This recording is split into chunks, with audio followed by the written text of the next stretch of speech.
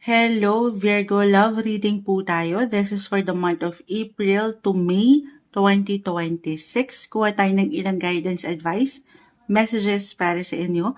Mensaheng gabay lamang po. So, summer love reading tayo, guys.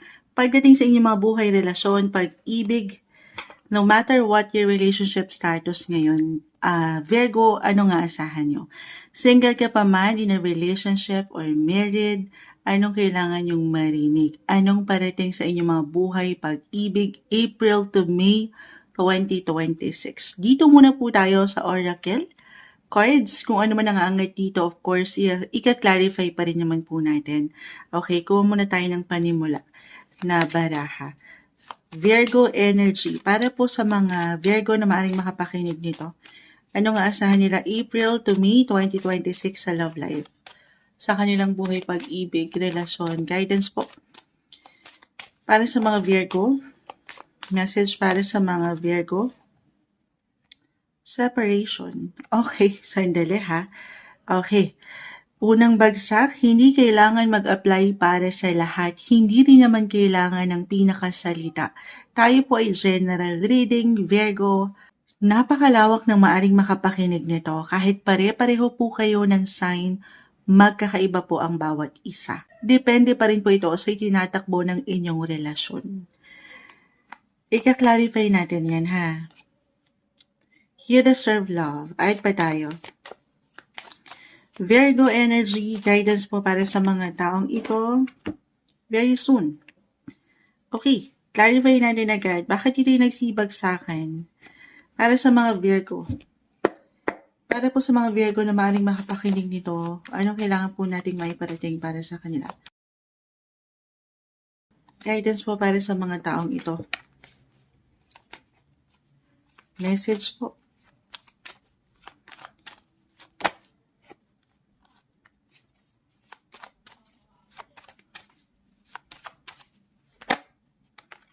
Okay. Challenge. I see challenge, delays, ilang glitch for some of you Virgo na dumaraan, especially couples in a relationship, sa hindi kagaanan sa relasyon. Si Nine of Wands, ito po talaga yung ilang challenges. Okay, maaaring tinitest, patuloy na tinitest ang ilang relasyon. Para sa mga Virgo, especially couples attached or married, na napaka-normal po ito sa alinmang sektor, especially relationship guys. Dumaraan sa ups and downs, highs and lows. Hindi nagsasabay ang inyong mga energy dito at parang kailangan mo nang lumayo. Kailangan mo nang maglayag, kailangan mo nang umalis para mapaangat yung balancing pag-iisip, pakiramdam, si Queen of Cups.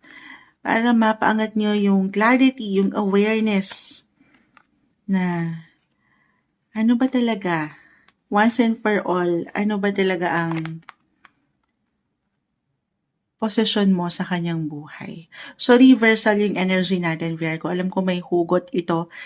Mari pong ang mga partner nyo ang higit na makapag-apply or makaresonate or kayo mismo or pareho naman kayong dalawa. Kung kailangan nyo munang mapag-isa, Virgo, mapagnilay, gawin yun. Okay, huwag niyong bigyan ng control kung ano yung kailangan maganap. Let things flow naturally. Huwag kayong hanggat kaya, huwag niyong sasabayan yung enerhiya ng bawat isa kasi I see disagreements or arguments, tension, conflict. Again, normal naman ito, but this is something na mapapaangat ang ekspresyon sa tamang panahon. Okay? Maging aware kayo sa energy ng bawat isa. Huwag niyong sabayan ang bawat isa, lalo pa kung halimbawa mainit yung ulo niya. Pagod na siya. Tapos ikaw rin, ganun. Tapos may mga ganyan pa sa relasyon niyo na hindi nagiging okay. So hindi siya magiging okay kung sasabayan niyo ng init ng ulo or bugso ng emosyon, damdamin yung dalawa. Kasi pwede itong mag-lead sa separation. Time apart from your partner is on the horizon. Ito for some of you kung naramdaman na ito, at parang moonshot, wala na, pinakawalan ko na. Okay? Again, kung kailangan nyo munang mapag-isa ngayon, ayan na, pagnilayan ng kinaharap nyo, review your relationship sector. Very soon, maaring merong clarity or higit na awareness ang umangat sa inyong mga puso at isipan na mapagninilay kayo, mapag-iisip kayo, or merong conclusion na, ay kaya pala nangyari yun kasi ganito. Kailangan maganap yon kasi meron pala akong kailangan matutunan, malaan. Yes guys, meron at meron pong aral kayong mababaon sa mga struggle na yan, yung challenges na kinakaharap nyo sa inyong love life.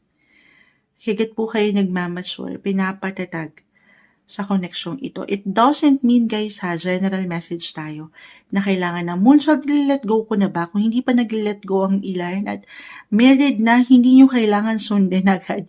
Yung nakikita nyo, again, hindi po kailangan yung pinakasalita. Kumukuha tayo ng ilang clarifications para makakuha pa tayo ng message. Yun lang. Sabi ko nga, para maiwasan yung conflict, hinga, okay? Nang makapahinga, makapag-isip kayong mabuti. Kahit pa physically, magkatabi kayo, nakikita kayo palagi. Emotionally, pahinga muna. Matatalo tayo kung lagi tayong pangungunahan yan. Okay, do some reflection. Palamig muna kayo. Everything is temporary, guys. Challenges, tinitest po ang connection for some of you. May laban pa akong nakikita. Again, in time. General message po tayo. Or sa medyo hindi kailangan pa man. For some of you dumaan sa separation or talagang may struggle ngayon, why not? Umaangat yung kasi itong si Venus na ipapasok natin, nakita ko parang may paglalayag, merong travel. Si Venus ang sinisilip natin, love reading tayo. Venus is the planet of love. It will enter your 9th house po. Travel, international. Pero it doesn't matter kahit short distance travel lang ito, short trips.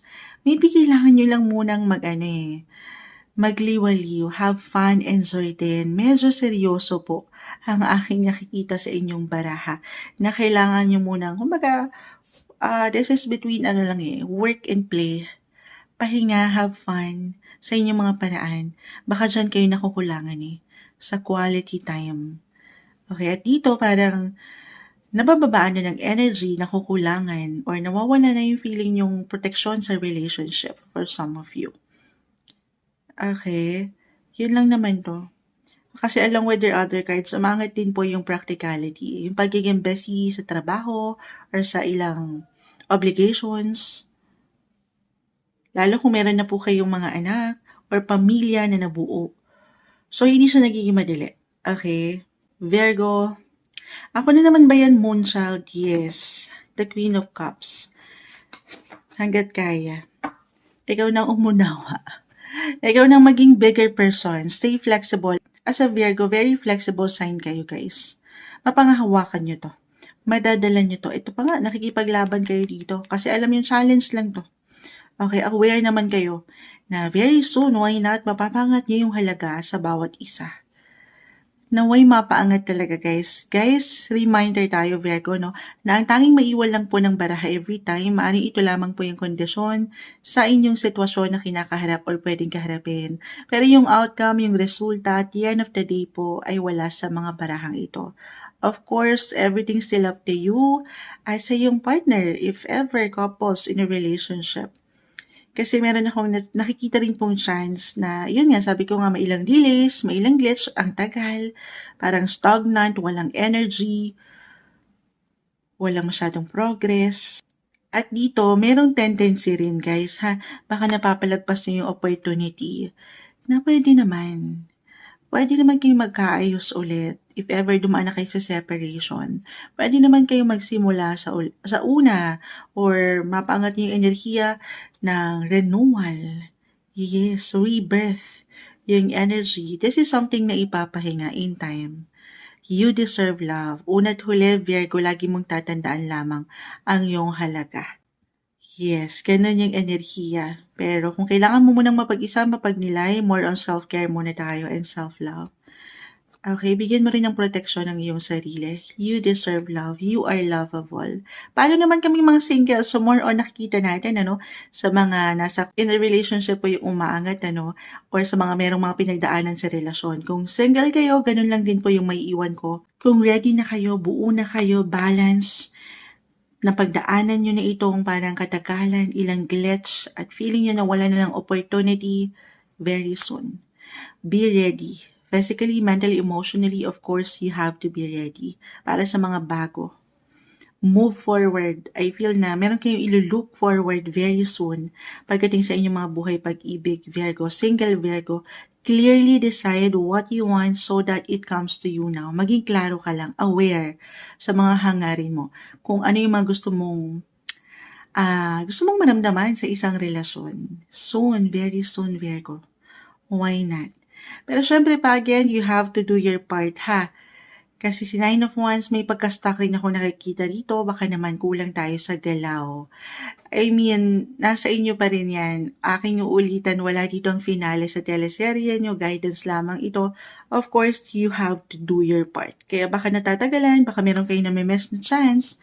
Meron kayo napapalagpas na opportunity kasi narito kayo sa inyong mga comfort zone. So, connect, communicate. Hindi imposible na merong someone, guys, very soon, the Queen of Cups, you deserve love, na parating, but you have to do your part. Laksan ng kalooban, ha? Reflect kung ano yung mga nais mo pa, or kung anong nararamdaman mo about yourself talaga, kung ano yung mga gusto mo pa.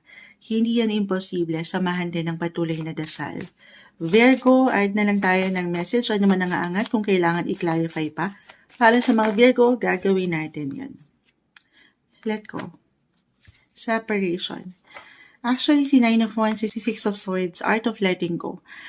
Lalo pa, kung medyo mabigat na ito, the Nine of Wands. Kung nagiging struggle na talaga, yung challenge ay hindi na kinakaya, okay lang naman magpahinga, guys. Make room for the new beginning on its way to you now very soon. May mga bagong simula po. Patuloy kayong dumaraan sa transformasyon, changes ng buhay. Sabayan nyo ito. Huwag yung bigyan ng control kasi kapag nagbibigay tayo ng control, ng limitan, ng restrictions, lalong natatagalan yung pinto ng opportunity. Yung talagang naka-align na mangyari. Yung purpose, yung liwanag. Release. Let go of anything or anyone that no longer serves a purpose sa buhay mo. Do some reflection, ha? Samahan ng patuloy na dasal. Dasal lang tayo. Let go and let God. Ito yung umangat na guidance advice, messages para sa inyo. April to May 2026, love messages po. Mensaheng gabay lamang, Virgo.